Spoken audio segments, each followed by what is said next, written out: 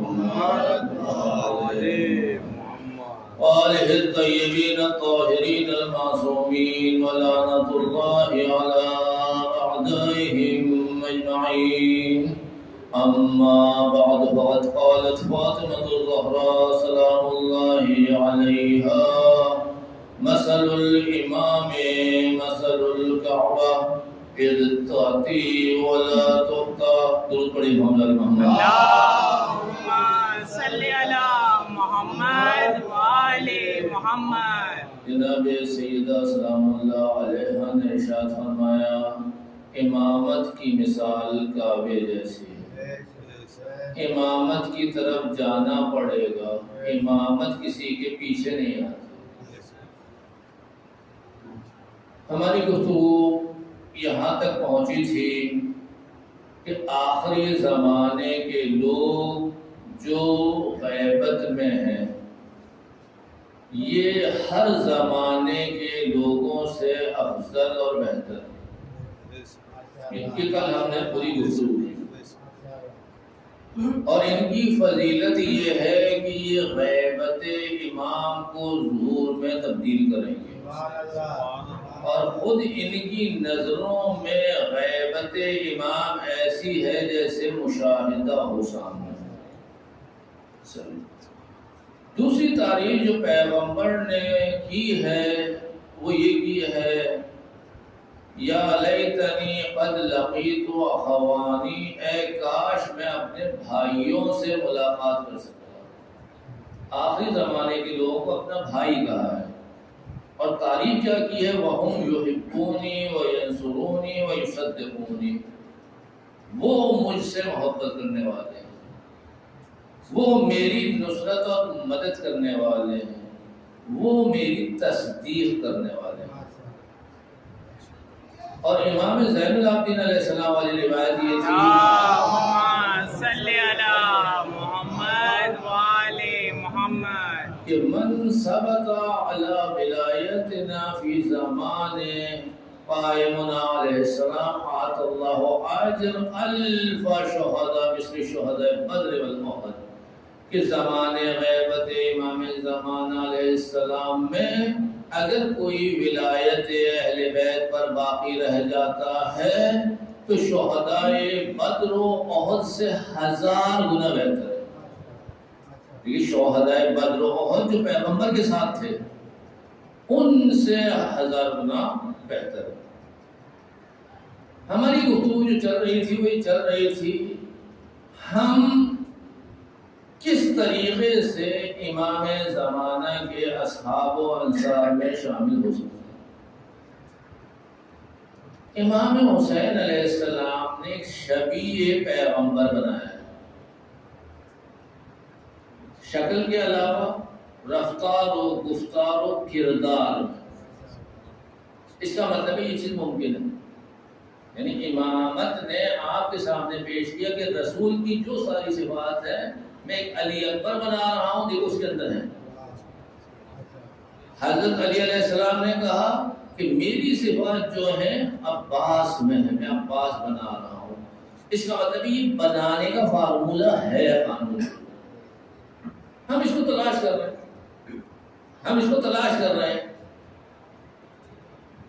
جب ہم اس کو تلاش کر رہے ہیں تو اس کے لیے ایک مثال بھی آپ کو دیتا چلتا ہوں. درود پر درود میں اللهم صل على محمد وآل محمد. ایک جنگ ہے جس کا نام ظاہراً بئر العلم ہے، جنوں سے جنگ. اور اس جنگ میں حضرت علی علیہ السلام ظاہراً کچھ ظاہری لوگوں سے غائب ہو گئے تھے، نظر نہیں آ رہے تھے. اس جنگ میں ایسا ہوا تو پیغمبر نے فرمایا کہ کون ہے جو علی کا پتہ لگائے، کون ہے جو علی کا پتہ لگائے. اب سب اصحاب نکلے ڈھونڈنے کے لیے کہ علی کہاں ہے، علی کہاں ہے. تو سلمان کو حضرت علی مل گئے. کیوں آئے ہو؟ کا پیغمبر نے فرمایا تھا کہ جو علی کا پتہ لگائے گا جو اس کو چاہیے میں دے دوں گا. تو حضرت علی نے کہا ٹھیک ہے، جو چاہیے جا کے لے لو. تو مولا مجھے آپ سے دلچسپی چیز کیا ہوتی ہے؟ مجھے آپ سے دلچسپی تھی، میں آپ کی محبت میں آیا ہوں، مجھے تحفہ وفا نہیں چاہیے۔ اچھا سلمان ہمارے اوپر احسان کرتے ہو تو جاؤ پیغمبر سے کہنا کہ وہ اسماء جو معراج میں عطا ہوئے جو امت کے لیے نہیں ہے وہ چاہیے۔ وہ اسماء جو معراج میں آپ کو ملے اور امت کے لیے نہیں ہے اس میں سے چاہیے۔ اب سلمان آتے ہیں، پیغمبر کہتے ہیں بتاؤ سلمان کیا چاہیے؟ تو وہ اسماء چاہیے۔ اب پیغمبر خاموش کہ خدا نے منع کیا ہوا ہے اور یہ مانگ وہی رہے۔ صحیح دل پر اللہم صلی علی محمد وآل محمد۔ سلمان نے ادب کا خیال رکھا کہ مولا میں آپ کی محبت میں آیا ہوں، مجھے کچھ تحفہ نہیں چاہیے۔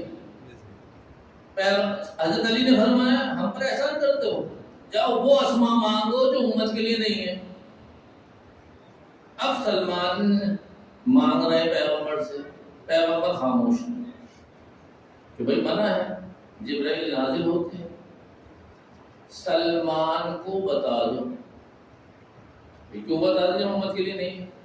کہا علی نے سلمان کو امت سے نکال کر اہل بیت سے ملا دیا۔ اس کا مطلب یہ چیز ممکن ہے، السلمان منا اہل البیت، یہ چیز ممکن ہے نا؟ تو ہم کیوں بات کریں کہ ہم علی کے محب بننا چاہ رہے ہیں؟ ہم تو وہ فارمولہ تلاش کر رہے ہیں کہ ہم سلمان کی طرح کس طریقے سے اہل بیت کے شامل ہوں۔ درود اللہم صلی علی محمد وآل محمد۔ پہلے میں آپ کو بتا رہا ہوں کہ یہ چیز ممکن ہے۔ ایک حضرت علی اکبر شبیہ پیغمبر بن چکے ہیں، حضرت عباس شبیہ علی بن چکے ہیں، جناب زینب سلام اللہ علیہا ثانیہ زہرا بن چکی ہیں۔ یہ ساری چیزیں ممکن ہیں، آپ کو یہاں یہ نہیں کہہ سکتے معصوم ہے، چاردہ معصوم کے علاوہ ہیں۔ سلمان کہاں سے آئے تھے؟ منا اہل بیت تک پہنچ چکے ہیں، تو ہم وہ راستہ کیوں نہیں تلاش کریں؟ یہ بات ہے۔ دوسری بات یہ ہے، آپ قرآن کو اس نظر سے دیکھیے، یہ کہیں کتاب میں نہیں ملے گا، میں اپنی بات کر رہا ہوں، میں آپ نے فلاں کتاب میں لکھا ہو، نہیں کتاب میں نہیں لکھا ہو، میں اپنی نظر سے کر رہا ہوں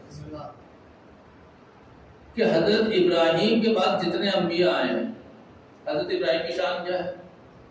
ان کی شان یہ تھے نبی تھے، رسول ہو گئے، رسول تھے خلیل ہو گئے، خلیل تھے امام ہو گئے۔ یہ مراتب انہوں نے ترقی کی، انی جاعلک للناس اماما، اور حضرت ابراہیم نے دعا بھی کر دی ومن ذریتی، میری نسلوں میں بھی چاہیے۔ اس کا مطلب ہے نسلوں میں دعا چل رہی ہے۔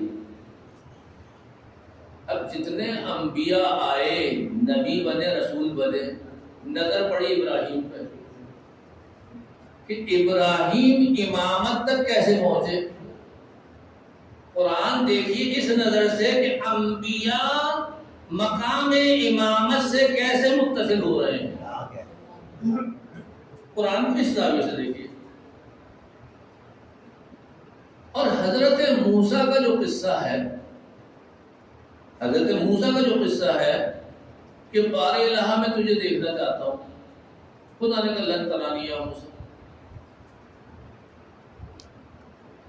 کہ تم مجھے نہیں دیکھ سکتے۔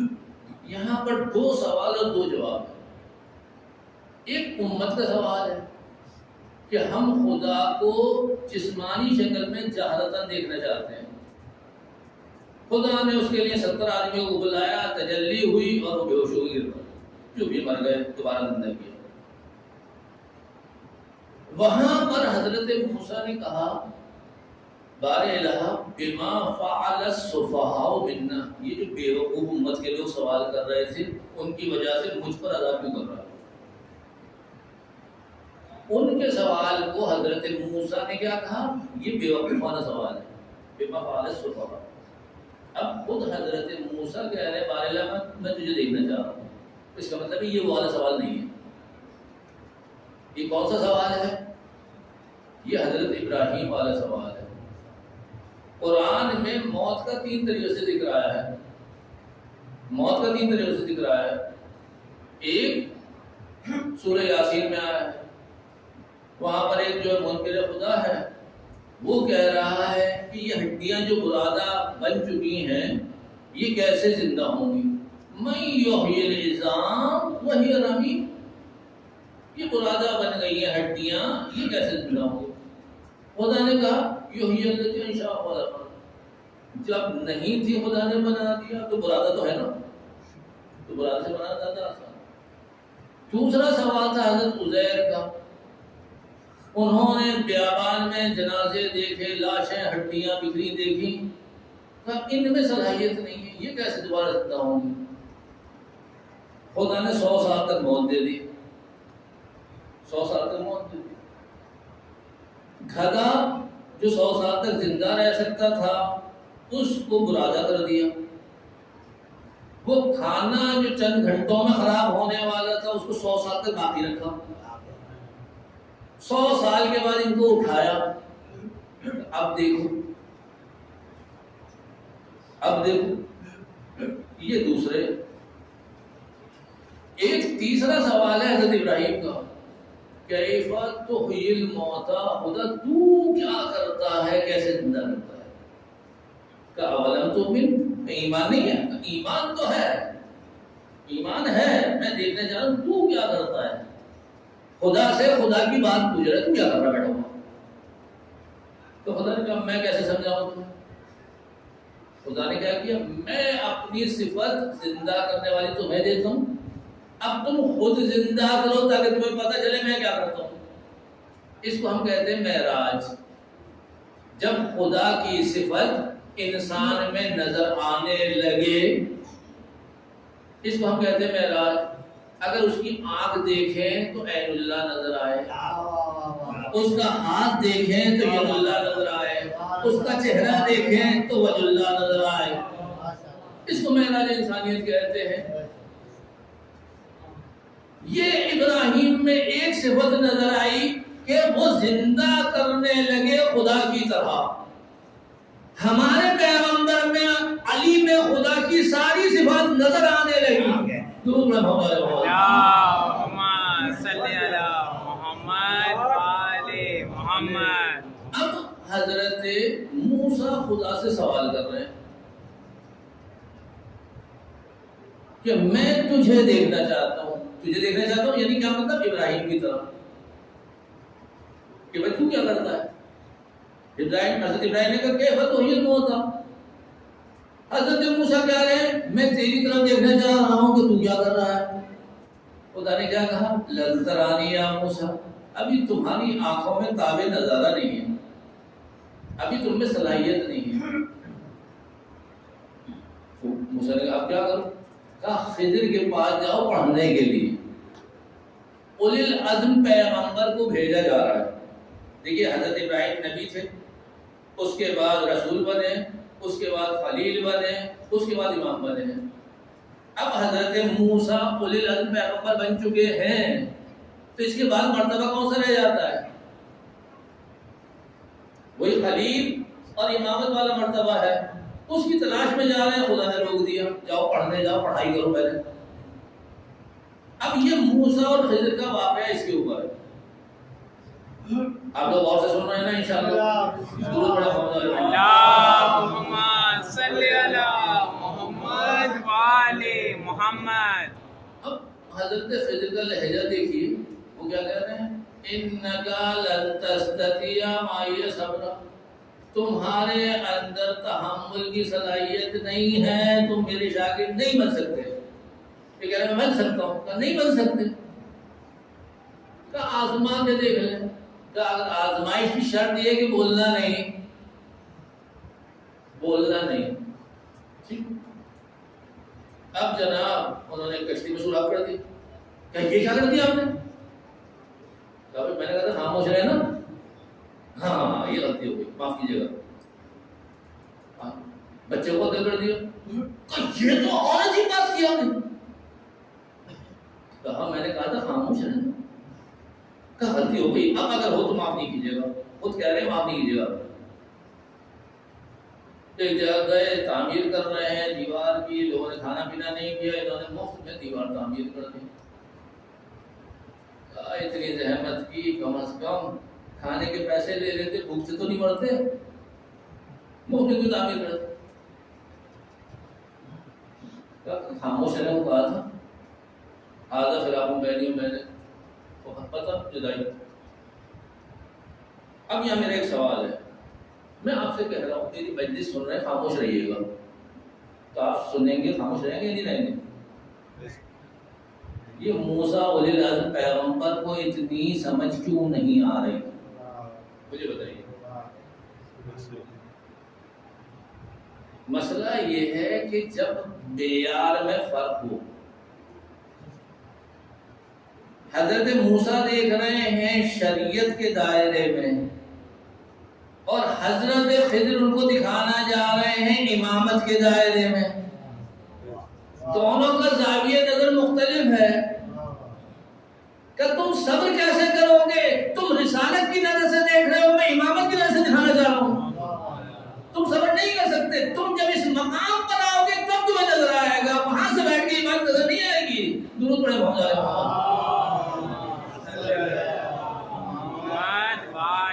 محمد. اور یہ واقعہ اس طرح ہوا، قرآن نے سوالوں کو اس طرح نقل کیا اور اس کے بعد جواب بھی دیے. حضرت خضر نے جواب بھی دیے. کیا جواب دیا کہ کشتی میں کیوں سوراخ کیا تھا؟ کشتی میں اس لیے سوراخ کیا تھا، یہ بیچارے مسکینوں کی کشتی تھی. بادشاہ کشتیاں لوٹتا ہوا آ رہا تھا، ان کی لوٹ لیتا تو یہ بیچارے پریشان ہو جاتے. میں نے سوراخ کر دیا کہ یہ بادشاہ نہیں لوٹے گا، یہ تو خراب ہے، یہ تعمیر کر لیں گے، ان کی کشتی بچ جائے گی. اچھا قتل کیوں کر دیا؟ کہ یہ ایک بچہ تھا، اس کی وجہ سے والدین اس کی محبت میں بے دین ہو رہے تھے. ہم نے اس سے بچہ لے لیا کہ اس سے بہتر بچی دیں گے جس کی نسل میں 70 انبیاء آئیں گے. اور یہ جو یتیم تھے، یہ دیوار یتیموں کی تھی کہ یہ یتیم تعمیر ہم نے تعمیر کر دی کہ ان کی جد نے خزانہ چھپایا ہوا تھا یہاں پر.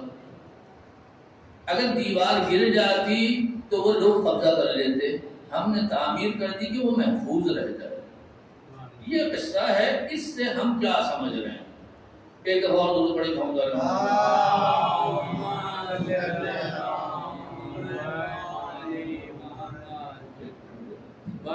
علی محمد صلوات.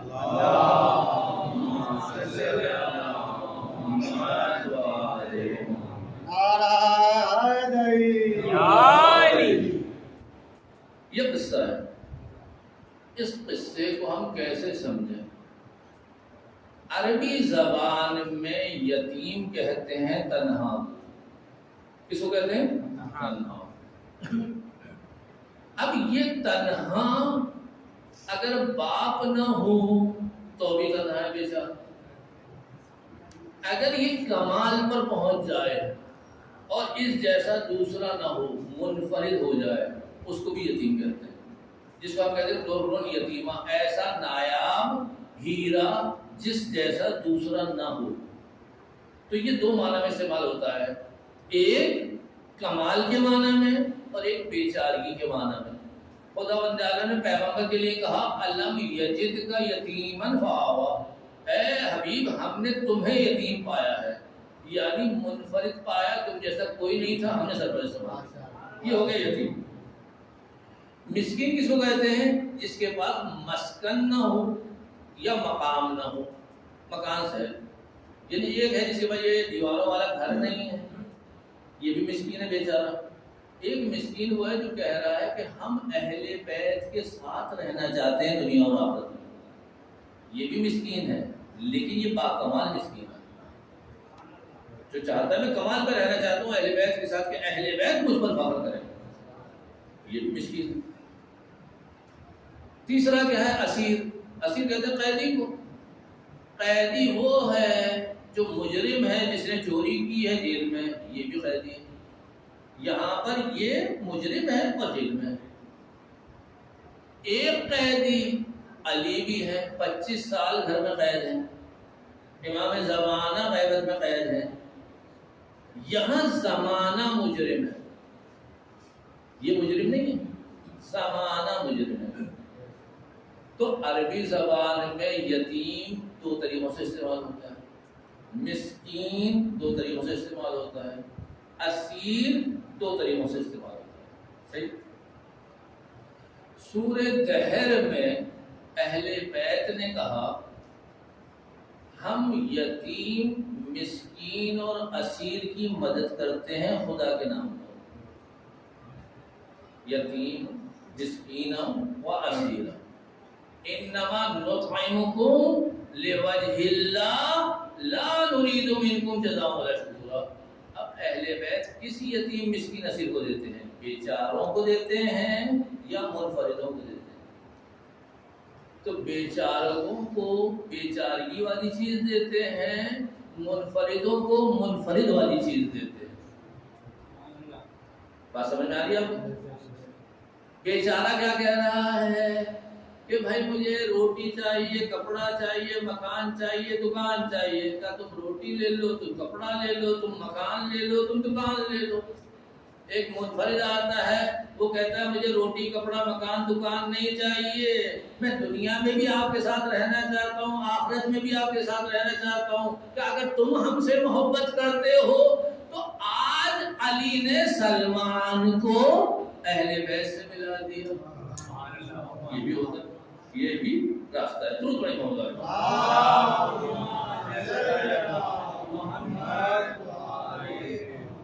یہاں تک آپ کے لیے بات واضح ہوئی. یتیم، مسکین، اسیر. اسیر میں قتل ہو رہا ہے، مسکین میں مالی نقصان ہو رہا ہے، یتیم میں تعمیر ہو رہی ہے. کوئی نہ جانی نقصان ہے نہ مالی نقصان ہے. صحیح. تو اس کا مطلب ہے کہ انسان 3 قسم کے ہیں. یتیم یعنی منفرد ٹاپ کا آدمی، مسکین جو راستے میں ہے، اسیر جس کو زمانے نے پھنسایا ہوا ہے. تو جو زمانے نے جس کو روکا ہوا ہے، اہل بیت اس کو راستہ دکھاتے ہیں. جو راستے میں آ چکا ہے اس کو آگے بڑھاتے ہیں، جو منفرد ہو چکا ہے اس کو اپنے آپ سے ملا لیتے ہیں. اب زمانے بھی 3 قسم کے ہیں. زمانے بھی 3 قسم کے ہیں. اگر زمانے میں قتل اور غارت گری ہو رہی ہے تو یہ زمانہ کون سا ہے؟ جہاں پر بھی آپ رہ رہے ہیں اگر قتل و غارت گری ہے، جانی نقصان ہو رہا ہے، اس کا مطلب کیا ہے؟ یہ اسیروں کا زمانہ ہے. ٹھیک. اگر جانی نقصان نہیں ہو رہا، مالی نقصان ہو رہا ہے تو یہ اس سے بہتر زمانہ ہے. جانی نقصان نہیں ہو رہا، مالی نقصان ہو رہا ہے. اگر نہ جانی نقصان ہو رہا ہے نہ مالی نقصان ہو رہا ہے، صرف ترقی اور تعمیر ہو رہی ہے، تو یہ منفرد لوگوں کا زمانہ ہے. صحیح. اب یہ آپ اپنی ذات میں بھی دیکھ لیجیے. ایک روایت ہے، ایک شخص آتا ہے اور امام محمد باقر علیہ السلام سے کہتا ہے،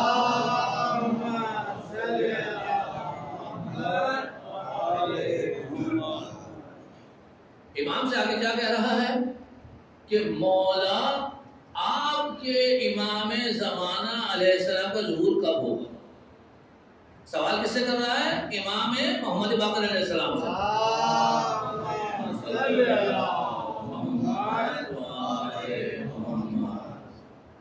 اب امام محمد باقر علیہ السلام کہتے ہیں کہ دیکھو ہمیں منع کیا گیا ہے بتانے کو کہ کب ظہور ہوگا، لیکن تم نے کیونکہ سوال کیا ہے، ہم ایک قصے کی شکل میں بتا رہے، سمجھنا ہو، تاکہ یہ بھی نہ کہو کہ بتایا نہیں، کوئی یہ بھی نہ کہہ سکے کہ ساری بات واضح بتا دی. اب امام بتا بھی رہے ہیں کہ باقی خود سمجھنا.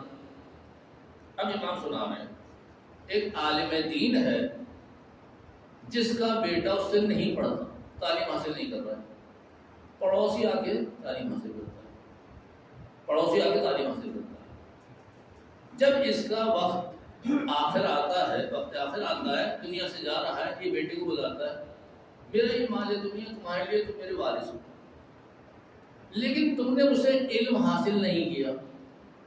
میرے علم کا وارث وہ پڑوسی ہے. میرے علم کا وارث کون ہے؟ وہ پڑوسی ہے. مال کی ضرورت پیش آئے یہ لے لینا, میرے علم کی ضرورت پیش آئے اس سے لے لینا. یہ امام قصہ سنا رہے ہیں. اب یہ مر گیا. بادشاہ نے خواب دیکھا, زمانہ کون سا ہے. اس نے کہا عالم کی بات چلے جاؤ. کیا وہ تو مر گیا ہے, کیا اس کے بیٹے سے پوچھ لو. بیٹے کے پاس ہے, بیٹے کو معلوم نہیں. اس کو یاد ہے کہ ابا نے کہا تھا کہ علم وہاں پر ہے میرا. وہ شاگرد کے پاس بھاگے بھاگے گئے کہ بھائی ابھی زمانہ کون سا چل رہا ہے. اس نے کہا بھیڑیے گا. بادشاہ نے انعام دیا, پورا کھا گئے. ٹھیک ہے, کون روز روز خواب دے کر جو آ رہا ہے اس کو تو آنے دیا جائے نا, کھا گئے. پھر دوبارہ بادشاہ نے خواب دیکھا. اب زمانہ کون سا ہے. پھر یہ بھاگتے ہوئے شاگرد کے پاس گئے. اب زمانہ کون سا ہے. کہا اب زمانہ بھیڑیے کا نہیں ہے, بھیڑ کا ہے, دمبے کا. پھر بادشاہ نے انعام دیا. اب انعام لا کر سوچ رہے کچھ اس کو دودھ نہیں دوں. سوچ رہے ہیں ہر روز تھوڑی آتا ہے, جو آیا وہ تو کھا لینا. پھر کھا. تیسری دفعہ بادشاہ نے پھر خواب دیکھا. پھر یہ بیٹا شاگرد کے پاس جاتا ہے, بھائی زمانہ کون سا ہے. کہ اب زمانہ میزان کا ہے. اب زمانہ میزان. اچھا زمانہ میزان کا. بادشاہ نے انعام دیا. یہ سارا انعام لے کر شاگرد کے پاس گئے. بھائی صاحب یہ تمہارا حق تھا, میں کھاتا رہا, یہ تمہارا ہے, اپنے بات رکھو, علم میری ضد نہیں ہے. یہ امام نے قصہ سنایا. اس کے بعد فرماتے ہیں کہ جب زمانہ بھیڑیے کا ہے نا, ہمارا زور نہیں ہے. جب زمانہ بھیڑ کا ہے ہمارا زور نہیں ہے. جب زمانہ میزان پر آ جائے گا ہمارا زور ہو جائے گا. سبحان اللہ. کیا سمجھ رہے؟ جب زمانہ میزان پر آ جائے گا تو ہمارا ظہور ہو جائے گا. کیوں ظہور ہو جائے گا, میزان پہ آ جائے گا؟ کہ بھائی جب تم خود میزان پر آ گئے تو تم کو اہل بیت سمجھ میں آ جائیں گے نا. میزان کو سمجھ میں آ جاتا ہے. جب سلمان اہل بیت کی مرتبے پہ آئیں گے تو کیا اہل بیت سمجھ میں نہیں آئیں گے؟ تو اہل بیت سمجھ میں آ جائیں گے. خوب یہی چیز کہ دیکھیے یہاں پر زمانہ 3 قسم کا ہے. اس کو آپ لے لیں شخص کے اوپر. ہر انسان بھی 3 قسم کا ہے. یا وہ بھیڑیا ہے, یا وہ بھیڑ ہے, یا میزان پر ہے. جب وہ بھیڑیا ہے تو اس کو امامت سمجھ میں نہیں آئے گی. جب وہ بھیڑ ہے امامت سمجھ میں نہیں آئے گی. جس دن وہ میزان پر آ جائے گا اس کو امامت سمجھ میں آ جائے گی. دور بڑے محمد والے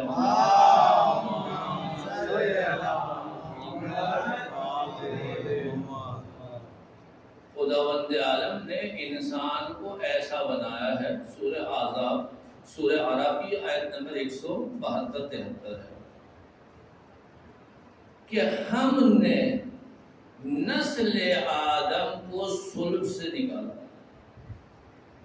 وَإِذْ أَخَذَ رَبُّكَ مِنْ بَنِي آدَمَ مِنْ ظُهُورِهِمْ ذُرِّيَّتَهُمْ. نکالنے کے بعد ہم سب کو نکالا. اس کے بعد کیا کیا؟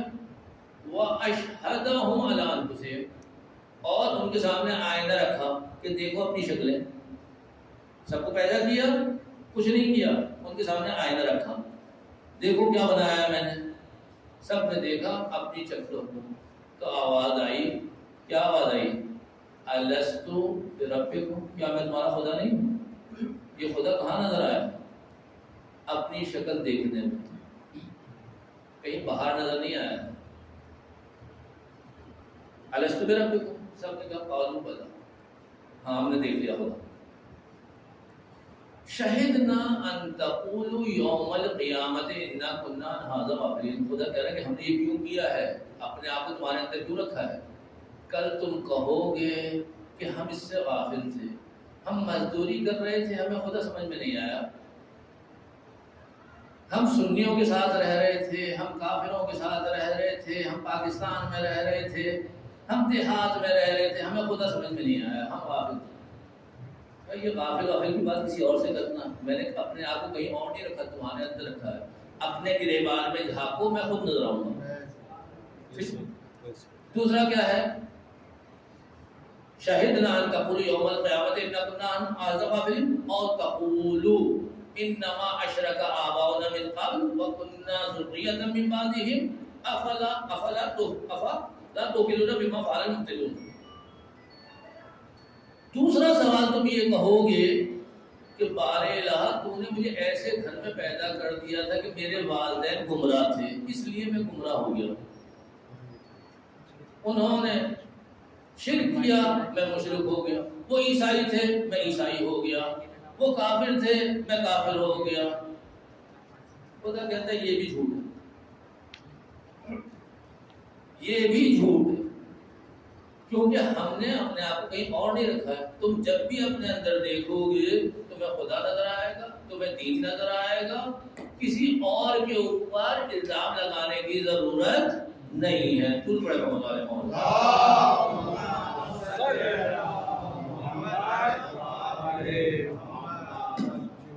اب ہماری گفتگو کا خلاصہ کیا نکل رہا ہے کہ اگر میں ذکر کر رہا ہوں میں بھی ذاکر بن سکتا ہوں، آپ سن رہے ہیں آپ بھی ذاکر بن سکتے ہیں. وہ فرش عذاب بچھا رہا ہے وہ بھی ذاکر بن سکتا ہے، وہ دیہات میں رہ رہا ہے وہ بھی ذاکر بن سکتا ہے، وہ شہر میں رہ رہا ہے وہ بھی ذاکر بن سکتا ہے. سب کے پاس یہ علم موجود ہے کیونکہ ہم نے انسانوں کے اندر رکھا ہوا ہے. دوسری بات کیا ہے، میں نے ایک سوال کیا، ایک شاگرد پڑھنا چاہتا ہے اور ایک استاد پڑھانا نہیں چاہتا. اس کو برس کر لیجیے، اس کو برس کر لیجیے. شاگرد پڑھنا نہیں چاہتا، استاد پڑھانا چاہ رہا ہے، تو فرق کیا ہوگا؟ ایک دفعہ شاگرد پڑھنا چاہتا ہے، استاد نہیں پڑھا رہا. ایک دفعہ شاگرد پڑھنا نہیں چاہتا، استاد پڑھا رہا ہے. دونوں صورتوں میں فرق کیا ہے؟ جب شاگرد پڑھنا چاہتا ہے اور جب شاگرد پڑھنا نہیں چاہتا. کہتے ہیں جب شاگرد پڑھنا نہیں چاہتا اور استاد پڑھانا چاہتا ہے تو نتیجہ یہ آئے گا کہ شاگرد نہیں پڑھ پائے گا، استاد کی ذمہ داری پوری ہو جائے گی. لیکن جب شاگرد پڑھنا چاہتا ہے اور استاد نہیں پڑھانا چاہتا تو وہاں پر یہ شاگرد کہہ سکتا ہے کہ بارے الہ تیرا نظام خراب ہے، میں پڑھنا چاہتا ہوں، یا کہ سارے استاد فراڈی ہیں، سارے مولوی فراڈی ہیں. خدا پہ اعتراض کر سکتا ہے اور خدا پہ اعتراض ہو نہیں سکتا. وہاں پر خدا بندے عالم کیا کرے گا کہ بھائی عالم آپ کو نہیں بتا رہے، کوئی بات نہیں، امام زمانے کی ذمہ داری شروع ہو جائے گی، خدا کی ذمہ داری شروع ہو جائے گی. بھائی یہ گلا اعتراض کرے گا، وہاں پر آپ کے لیے آسمانوں کے دروازے کھل جائیں گے. اگر آپ کے پاس استاد نہیں ہے، جس کی میں نے ایک مثال کیا دی تھی کہ ابو ذر بھیڑیں چلا رہے ہیں، ان کے اوپر کوئی استاد نہیں ہے، سب دروازے بند ہیں، بھیڑیا حملہ کر رہے ہیں، بھیڑیوں کو بھگا رہے ہیں. بھیڑیا رجوع میں کہہ رہا ہے میں محنت ہوں یا تم محنت ہو، خدا کا نبی بلا رہا ہے اور تمہیں بھیڑیں چلا رہے ہو. تو حضرت ابو ذر کو بھیڑیا کیوں سکھا رہا ہے، ہمیں کیوں نہیں سکھا رہا؟ اس کا مطلب مشکل کسی اندر ہے، ہم سیکھنا نہیں چاہ رہے. اور اگر سیکھنا چاہیں، چاہے وہ گھر میں بیٹھی ہوئی خواتین ہیں وہ بھی سیکھ سکتی ہیں، چاہے بالغ بچہ ہے وہ بھی سیکھ سکتا ہے، شہری ہے وہ بھی سیکھ سکتا ہے، پڑھا لکھا ہے وہ بھی سیکھ سکتا ہے، جاہل ہے وہ بھی سیکھ سکتا ہے. تو اگر آپ لوگ نہیں سیکھ سکتے تو یہاں آ کے بیٹھے ہوئے کیوں؟ بھئی آپ کو اگر دلچسپی نہیں ہے میری باتیں کیوں سن رہے ہیں؟ کیوں سن رہے ہیں میری بات ہے؟ اس کا مطلب ہے کہ آپ کو سمجھ میں آ رہی ہے. اس کا مطلب یہ راستہ موجود ہے اور یہ راستہ ہر ایک کے لیے دور بڑی ہوں گے. اللهم صل على محمد وآل محمد. ایک قصہ ہے محمد علی بنگدار کا. ایک سیدھا سادہ دیہاتی آدمی ہے. اس نے مجلس امام حسین کی آواز سنی. کتاب شائع ہو چکی ہے، موجود ہے. کھیتی باڑی کر رہا تھا، مٹی میں جتا ہو کٹا ہوا ہوتا ہے. کہا مجلس حسین کی آواز آ رہی ہے، چلو سنتے. جیسے ہی مجلس میں داخل ہو، وہاں پر سفید چادر بچھی ہوئی اور صاف ستھرے لوگ بیٹھے ہوئے. اندر داخل ہو کے اپنی طرف دیکھا، اس کی طرف دیکھا، یا تو نشان پڑ جائیں گے یا شرمندگی ہوگی. پھر واپس چلا گیا. پھر دل چاہے مجلس تو سننا چاہیے. پھر آیا، پھر شرمندگی، پھر باہر چلا گیا. مجھے تو مجلس سننی ہے، اندر بیٹھ کے سنو گی، باہر بیٹھ کے سن لیتا ہوں. باہر بیٹھ کے سن لی، مجلس سن کے چلا گیا. رات کو سویا. اب وہ دیکھ رہا ہے خواب میں کہ پیغمبر پر منبر پر بیٹھے ہوئے ہیں اور تقریر کر رہے ہیں. حضرت علی بیٹھے ہوئے ہیں، علماء بیٹھے ہوئے ہیں، تقریر ہو رہی ہے. یہ پیغمبر کی بات نہیں سمجھ رہا. باتیں سن رہا ہے، سمجھ نہیں رہا ہے. صرف پیغمبر کو دیکھ کر روئے جا رہا ہے، روئے جا رہا ہے. پیغمبر کتنے خوبصورت ہے، پیغمبر کتنے خوبصورت ہے، دیکھ کے روئے جا رہا ہے. اور ساتھ ساتھ یہ جملہ کہتا جا رہا ہے کہ سنا ہے کہ علی اکبر شبیہ پیغمبر تھے. علی اکبر شبیہ پیغمبر تھے اور لوگوں نے کس طریقے سے ان کو ٹکڑے ٹکڑے کر دیا. یہ کہتا جا رہا ہے، روتا جا رہا ہے. یہ کہتا جا رہا ہے، روتا جا رہا ہے. پیغمبر دیکھتے ہیں اس کی طرف. محمد علی کیا چاہیے؟ محمد علی کیا چاہیے؟ یہ کہتا ہے رسول اللہ کربلا. کہتے ہیں کربلا چاہیے مجھے. پیغمبر علی سے کہتے ہیں علی اس کو زیادہ راہ دے دو. حضرت علی نے ایک سکہ سونے کا اس کے ہاتھ میں رکھا. جب یہ اٹھتا ہے تو اس کے ہاتھ میں سونے کا سکہ ہوتا ہے. اس کا غصہ ہے. اس کے بیٹے سے میں خود میں مل کر آیا ہوں. دیکھیے اس طریقے سے بھی ہو رہا ہے، اسی دنیا میں اس طریقے سے ہو رہا ہے. تو جب یہ چیزیں موجود ہیں تو کیا ہمارے لیے راستہ بند ہے؟ ایک واقعہ میں نے پہلے بھی آپ کو کہا تھا، بیان کیا تھا، حافظ غلام سرور کا، کہ حضرت علی علیہ السلام نے 51 منٹ اس سے بات کی. آج کے زمانے میں 51 منٹ اس سے بات کی. کس بات کے اوپر؟ کہ تم نے میرے والد کا دفاع کیا، یہ تم نے میرے اوپر احسان کیا، اس کے بدلے میں تم پر یہ احسان کر رہا ہوں کہ میں ملاقات کا شرف دے رہا ہوں تمہیں.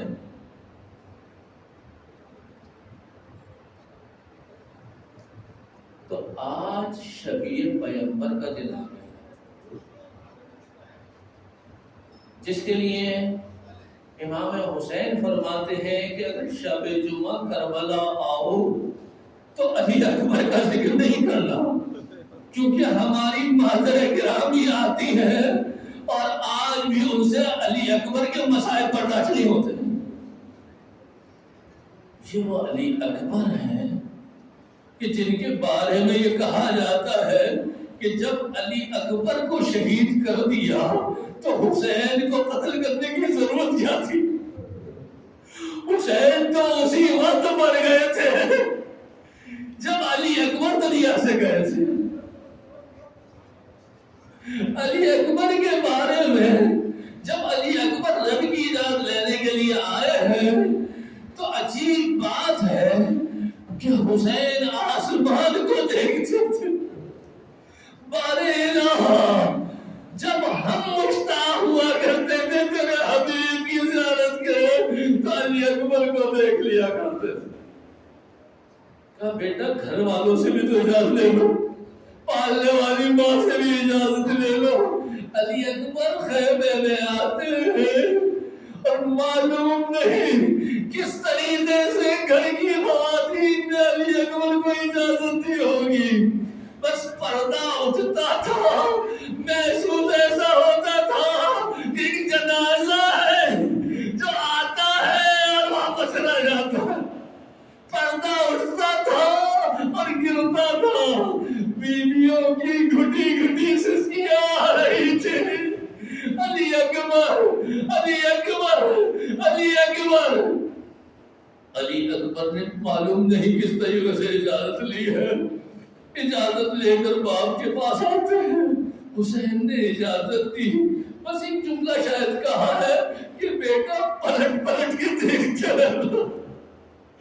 علی اکبر چلے تو گئے، لیکن جب بیٹے نے پلٹ کر دیکھا ہے تو بیٹا کیا دیکھ رہا ہے کہ حسین کمر پکڑے ہوئے چلے آ رہے ہیں، گھوڑوں سے گرے آئے۔ بابا بھی نے ترنت کی اجازت دی تھی کہ بیٹا تم اگر تمہارے بھی تم جیسا بیٹا ہوتا میں نہیں آ رہا، کلیجہ کھچا چلا۔ واحد شخص ہے جس کو امام حسین نے لڑنے کی اجازت دی ہے۔ تقریباً شاید 200 کے قریب افراد کو قتل کیا۔